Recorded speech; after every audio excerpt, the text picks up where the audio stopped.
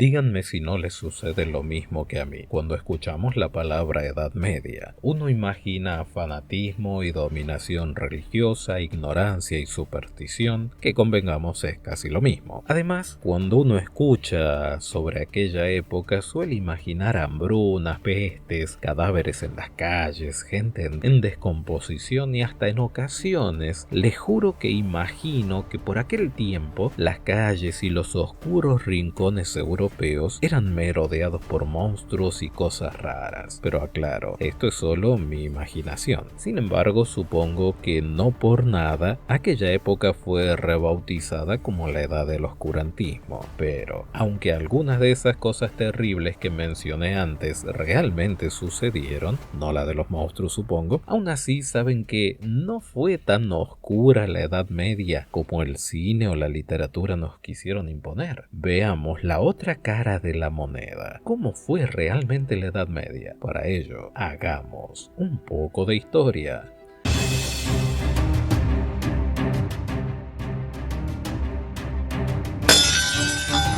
Lo que sí es muy cierto es que la llamada Edad Media sigue siendo una época estigmatizada, pero déjenme decirles que no es tan injusta ese estigma que carga, más allá que los revisionistas europeos quieran plantearlo como una época más, lo cierto es que no lo fue, por lo menos para Europa, claro. ¿Por qué lo menciono? Bueno, permítanme hacer una aclaración importante. La Edad Media o del oscurantismo no fue una época mundial, fue solo un periodo de decadencia en una sociedad europea sometida al fanatismo religioso y la ignorancia, pues por aquellas mismas épocas, pero en otras latitudes, se realizaban grandes avances y ojo, en Europa también, nada más que eran eclipsados por la excesiva importancia que se daba a los hechos religiosos. Pero bueno, vamos por parte, dijera Jack. Esa época hay que reconocer que fue muy compleja, y los historiadores más cercanos a ella tampoco fueron muy amables con su análisis sobre esa temporada oscura de la sociedad europea católico-protestante, pues la pintan como un periodo oscuro marcado por la barbarie y la enfermedad. De hecho, uno de los escritores que la describió, un tal Petrarca, acuñó el término de años oscuros para definir el contraste entre la antigüedad clásica y las centurias posteriores. Según él, estos eran tiempos en los que los hombres de genio, o sea, los hombres pensadores, estaban más bien rodeados y tapados por una oscuridad y una densa penumbra. Como vemos, no andaba con vueltas este muchacho. Lo cierto es que hay una mención interesante en The World Book Encyclopedia. Según ella, se explica que durante la Edad Media, que podríamos considerar el tiempo que va entre los siglos V al siglo XV de la Era Común, los eruditos europeos estaban más interesados en la teología o el estudio de la religión que en el estudio de la naturaleza, y esta importancia atribuida a la salvación en detrimento del estudio de la naturaleza fue para la ciencia un freno más que un incentivo, le agrega la enciclopedia Collier. Pero no me malinterpreten, no estoy diciendo que podemos culpar del retraso de Europa a las doctrinas de Cristo, ya que el verdadero culpable no es otro sino el gobierno eclesiástico católico, ya que casi todo el saber de aquel tiempo quedó bajo su control. Eso hizo que la investigación y el estudio quedaran relegados casi principalmente a los monasterios. Por ello, muchos culpan a la Iglesia del retraso científico, pues esa actitud religiosa frenó la verdadera búsqueda científica. Por ello, algunos prefieren pensar que desde el comienzo de nuestra era las cuestiones científicas quedaron relegadas a un segundo plano en beneficio de la teología y consideran que ese periodo de estancamiento continuó inclusive después del siglo XV. Sin embargo, déjenme decirles que no fue tan así, pues la historia muestra que los científicos europeos realizaron algunos descubrimientos, aunque sí, sé que dirán que estos no fueron en su mayoría innovaciones o descubrimientos contundentes para la historia humana, pero bueno, si somos un poquito amables, podemos ponderar el hecho de que se perfeccionaron, por ejemplo, las herramientas de labranza, como el arado de vertedera, el yugo frontal, los instrumentos de cálculo y navegación, los instrumentos quirúrgicos, la artillería, además de la modernización de molinos y norias o los altos hornos. Es cierto, no son grandes avances, pero algo es algo, ¿no? Imaginen lo que significa avanzar en tecnología en un tiempo en el que fanáticos religiosos con poder te asaban al espiedo si ellos no entendían lo que acababas de crear. Pero lo cierto es que debemos mencionar que desde un punto de vista sociológico, podríamos decir que el medioevo fue también la época en la que se desarrolló de forma más decidida el mundo urbano y todo lo que esto conlleva. La aparición de la burguesía, el crecimiento de las redes comerciales y de transporte o la sucesión constante de movimientos de protesta. Todos estos aspiraban a poner fin a los abusos de la nobleza y a conseguir una mayor participación en la vida política de la gente común. Aunque es cierto que esa parte se logra más bien al final de la Edad Media. Ahora bien, me surge una pregunta. ¿Acaso era así en todo el mundo? Bueno, lo cierto es que no, para nada, de hecho. La revista Time dice que para aquellas épocas ya los chinos estaban muy ocupados en la ciencia y tecnología, pues fueron los primeros maestros científicos del mundo. Mientras nosotros nos golpeábamos con Biblias, ellos comenzaban a emplear el compás, estaban haciendo papel y pólvora e imprimieron con tipos móviles mucho antes que los europeos. En tu cara, Gutenberg. Por ello es como si, a causa del vacío general de pensamiento científico en la Europa cristiana, entre comillas, el mundo no cristiano tomó la iniciativa. Quizás sea por esto, por detalles como estos quiero decir, que les sirven de base para que los intelectuales de la modernidad no fueran en cierta forma particularmente amables con ese periodo, o sea con la Edad Media, y tampoco lo fueran con la religión. Esto llevó a que en los siglos XVI y XVII se creara el concepto del medioevo como una larga etapa intermedia, como de adormecimiento intelectual, en la cual la humanidad se estancó en su progreso como si hubieran tenido un retroceso a la antigüedad, donde hombres temerosos y supersticiosos eran dominados por una élite religiosa que les decía qué hacer y qué pensar. Pero, repetimos, así lo consideraban los escritores europeos. Pasa que el tiempo que vendría después de aquella era, en la comparación dejaría muy mal parado al medioevo.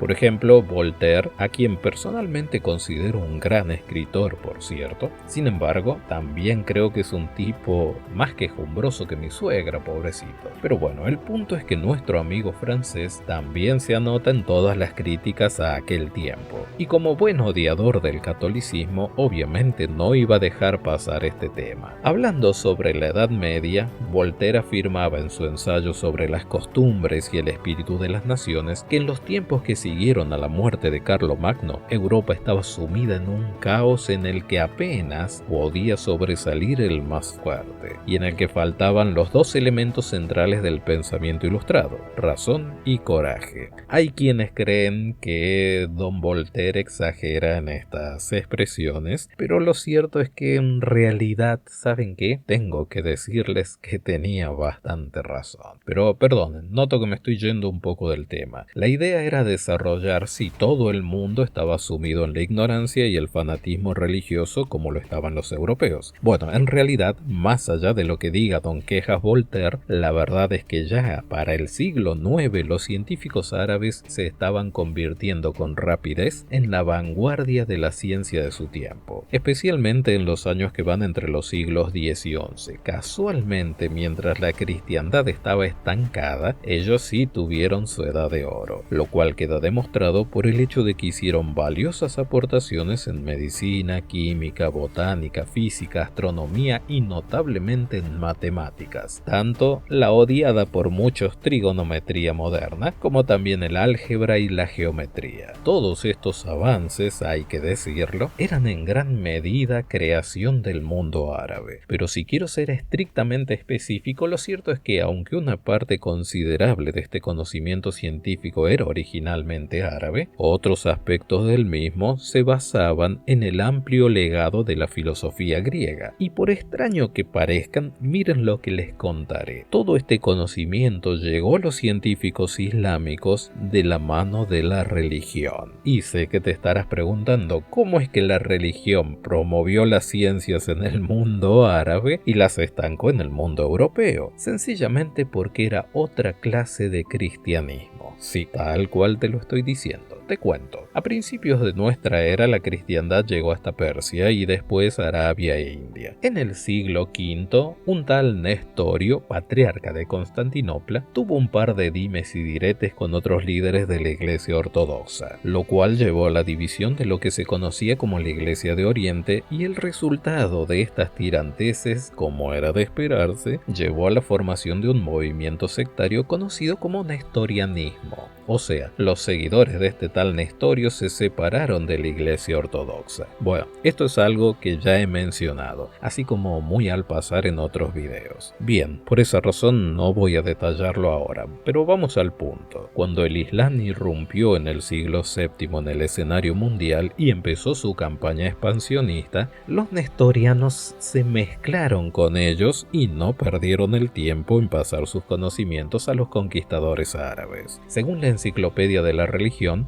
los nestorianos fueron los primeros en promover las ciencias y las filosofías griegas mediante la traducción de los textos griegos al sirio y después al árabe. También fueron los primeros en llevar a Bagdad, aquella ciudad de gran conocimiento, la medicina griega. Por ello se cree que los científicos árabes empezaron a construir sobre el conocimiento adquirido de los nestorianos. Esto, con el tiempo, llevó a que el árabe reemplazara al siríaco en todo el imperio como idioma de la ciencia, pues descubrieron que resultaba mucho más adaptable para la redacción científica. Pero si quieres saber cómo esta secta cristiana influyó en el Islam, te dejo un video que lo explica en la descripción. Pero lo llamativo es que los árabes no se guardaron para ellos estos conocimientos, sino que también los compartieron. De hecho, cuando penetraron en Europa al descubrir España, donde permanecieron por más de 700 años, llevaron consigo la sabiduría de la cultura musulmana. En el transcurso de las 8 cruzadas católicas, se dice que a los cruzados de Occidente les impresionó la avanzada civilización islámica con la que habían entrado en contacto. Por ello, como dijo cierto escritor, aquellos combatientes regresaron repletos de nuevas impresiones. Por ello, no podemos ignorar que una fuerte contribución árabe a la cultura europea fue su sistema numérico, que terminó reemplazando la numeración romana complicadísima y difícil de concretar, pues estaba hecha a base de letras. Y me tomo nuevamente el tiempo para hacer otra aclaración, pues en realidad decir números arábigos no es lo más propio. Parecería más indicado llamarlos indoarábigos. Y aunque es cierto que el matemático y astrónomo árabe Al-Juarizmi escribió sobre este sistema, en realidad procedía de matemáticos hindúes, quienes lo habían ideado más de 1000 años antes, en el siglo III a.C.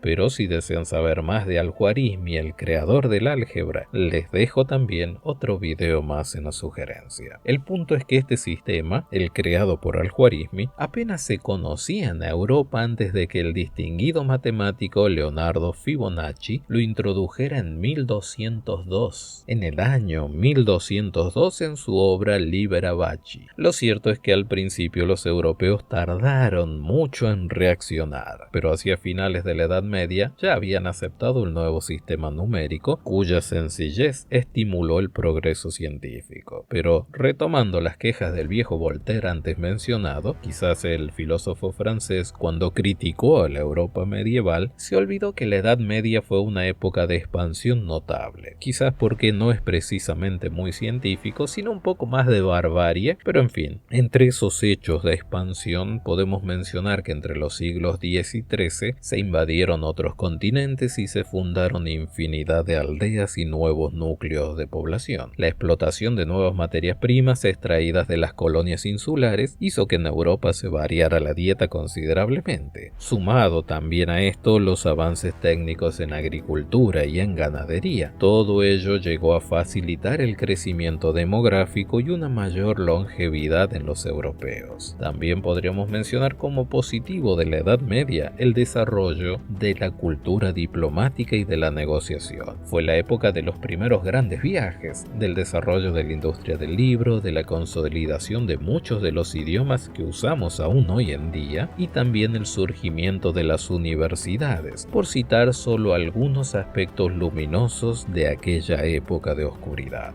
De hecho, estaría bueno mencionar que todo este crecimiento europeo se debió, no sé si casual o gracias a que a partir del siglo XII, aquella llama del saber que con tanta fuerza había ardido en el mundo árabe estaba comenzando a extinguirse, mientras que en Occidente se reavivó, cuando en Europa ciertos grupos de eruditos impulsaron la creación de lo que habrían de ser las universidades modernas. Hacia mediados del siglo XII se fundaron las universidades de París y Oxford, y a estas le siguieron la de Cambridge a principios del siglo XIII y las de Praga y Heidelberg en el siglo XIV. Ya para el siglo XIX las universidades se habían convertido en importantes centros de investigación científica. Pero, una vez más, lamentablemente, debemos mencionar que la religión todavía influía mucho en estos centros y casi todos sus estudios se centraban o se enfocaban en la teología. También se enseñaba filosofía griega, particularmente los escritos aristotélicos. Según la Enciclopedia de Religión, dice que el método escolástico de la Edad Media se estructuraba en torno a la lógica aristotélica: definir, dividir y razonar la exposición de un texto o la solución de un problema. Sin embargo, si hablamos de problema, el problema estaba en otro lado, pues en su mayor parte las enseñanzas de Aristóteles, Ptolomeo y Galeno, aunque maravillosas, aún así fueron aceptadas como si fueran el Evangelio, incluso por la misma Iglesia. La obra mencionada antes dice que en la Edad Media, cuando el interés por la experimentación científica y la observación estaban en un nivel muy bajo, las palabras de Aristóteles eran una ley. El argumento que los maestros medievales solían emplear para demostrar la certeza de muchas de sus observaciones científicas no era "miren lo que descubrí", eran "él lo dijo", refiriéndose a las palabras de Aristóteles. En esas circunstancias, los errores de Aristóteles, particularmente en física y astronomía, que fueron bastantes, bloquearon por siglos el progreso científico porque o no se atrevían o no tenían ganas de desafiar a Aristóteles. Irónicamente, muy irónicamente, quien sí estuvo dispuesto a desafiar al filósofo fue Roger Bacon, un fraile de Oxford del siglo XIII. Sí, un fraile. Este desafió la ciega adherencia a los conceptos del pasado. Bacon, a quien se ha llamado la figura más notable de la ciencia del medioevo, estuvo prácticamente solo en su defensa de la experimentación como medio de descubrir verdades científicas. Se dice que ya para el año 1269, anticipándose muchísimo a su época, predijo la aparición del automóvil, el avión y las embarcaciones motorizadas. Pese a su clarividencia y brillante lucidez, en realidad hay que mencionar que su conocimiento de los hechos era demasiado limitado, pues seguía atado a esas viejas costumbres. Creía firmemente en la astrología, la magia y la alquimia, lo que demuestra una vez más que aunque digan que la ciencia es una incesante búsqueda de la verdad, siempre debería estar sujeta a revisión según quien la interprete. En conclusión, la Edad Media fue una época de fanatismo religioso con la persecución de los que se oponían a la Iglesia Católica, las quemas de personas, las torturas, superstición, hambruna y pestes. Sin embargo, en otras partes del mundo el progreso científico seguía vivo mientras Europa nadaba en su ignorancia. Así llegamos al final del video de hoy. Espero te haya gustado. Dale like, comenta, suscríbete y comparte. Será hasta la próxima y gracias por estar allí.